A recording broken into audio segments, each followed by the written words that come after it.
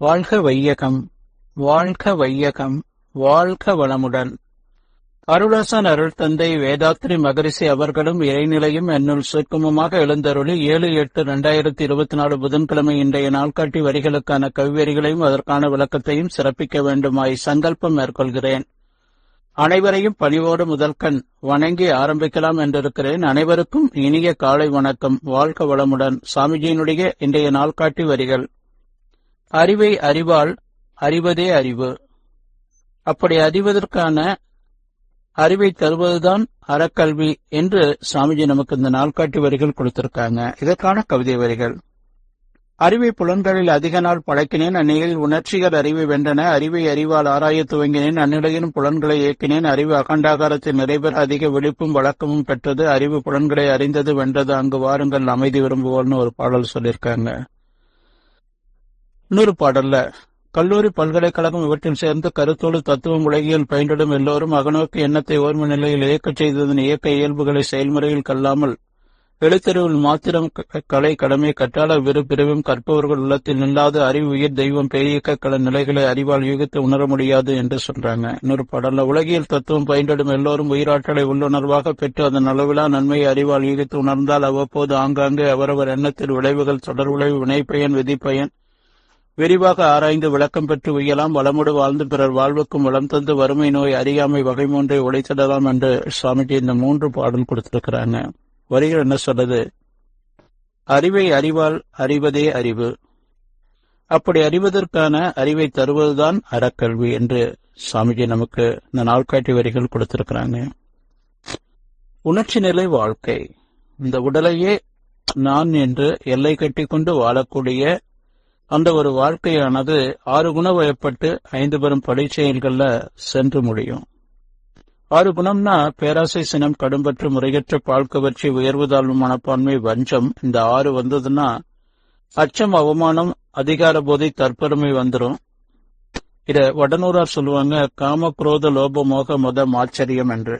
சொம்பம், தப்பம், சூசை, அசூசை என்று இந்த 4 சொல்லுவாங்க. மொத்தம் 10. இதனால விளையக்கூடியதுதான் பொய், கொலை, களவு, சூது, பாலொழுக்க தவறு.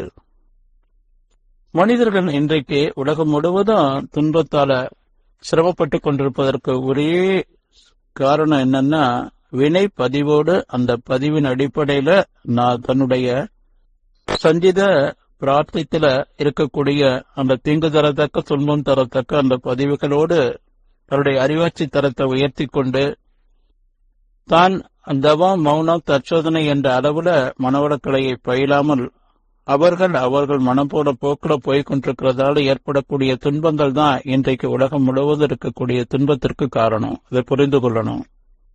அதுக்கு முறையான ஒரு கல்வி வேணும். எண்ணற்ற கல்விகள் இன்றைக்கு வந்திருக்குது. பள்ளி கல்லூரிகள் எல்லாம் பாத்தீங்கன்னா மொழிவழி கல்வி, தொழில் வழி கல்வி என்று கல்வி சிறப்பாக இன்றைக்கு உலகம் முழுவதும் வந்திருக்கு. ஆனா ஒழுக்க பண்பாட்டுக்கான கல்வி இருக்கா என்று சொன்னா கேள்விக்குறி. ஒவ்வொரு மகான்களும் இன்டியூஷனாக என்ன உணர்ந்தாங்களோ அததான் இந்த பள்ளி கல்லூரிகள்ல யூனிவர்சிட்டியில எல்லாம் டியூஷனாக படித்துக் கொண்டு நாம பிஹெச்டிங்கிறோம். ஆதிசங்கரர் நாட்டிய டிகிரி ஹோல்டர், வேதாத்ரி மகரிஷி நாட்டிய டிகிரி ஹோல்டர், வள்ளலார் நாட்டிய டிகிரி ஹோல்டர். ஆதிசங்கருடைய அத்வைதத்தை படிச்சுட்டு பிஹெச்டின்னு சொல்றோம். நாம புரிந்து கொள்ள வேண்டியது என்ன? இன்றைக்கு உலகம் முழுவதும் இந்த ஆன்மீக கல்வியானது சிறப்பாக சென்று சேரணும். அந்த ஆன்மீக கல்விய ஒவ்வொரு தனி மனிதரும்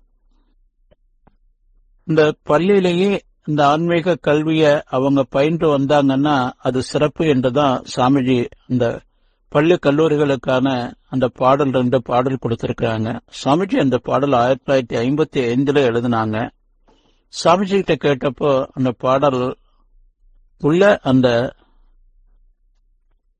முழுமையான ஒரு பள்ளி கல்லூரிகள்ல அது எப்போ சாமிஜி சென்று சேரும்னு சொல்லும் போது 50 ஆண்டுகள் ஆகும்னு சொன்னாங்க சாமிஜி.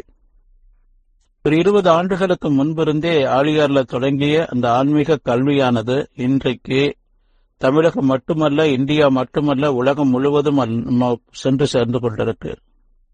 அதே போல சென்னையிலையும் அந்த யூனிவர்சிட்டி சிறப்பாக அமைந்து வேதாத்திரி யூனிவர்சிட்டி செயல்பட்டு கொண்டிருக்கு.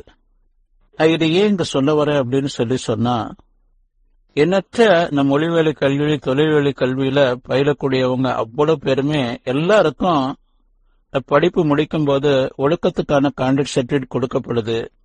அவ்வளவு பேரும் வெளியே வந்ததுக்கு பின்னாடி அவர்கள் அந்த ஒழுக்க பண்பாட்டோடு நடந்து கொள்கிறார்களா என்று சொன்னா அது கேள்விக்குறி. அப்ப குழந்தை பிராயத்திலேயே அவர்களுக்கு உணர்வு திறக்க நாளிலிருந்து சுவாமிஜியினுடைய உடற்பயிற்சியும் ஒழுக்க பழக்கத்துக்கான அந்த விளக்கங்களும் பெற்று அவர்கள் வளர்வார்களே. ஆனால் இன்னும் அவங்க தாய் தந்தை பயிற்சி எடுத்து அதன் மூலமாக உருவாகக்கூடிய குழந்தை கருவுடத்தினுடைய குழந்தைகளாக உருவாகும்.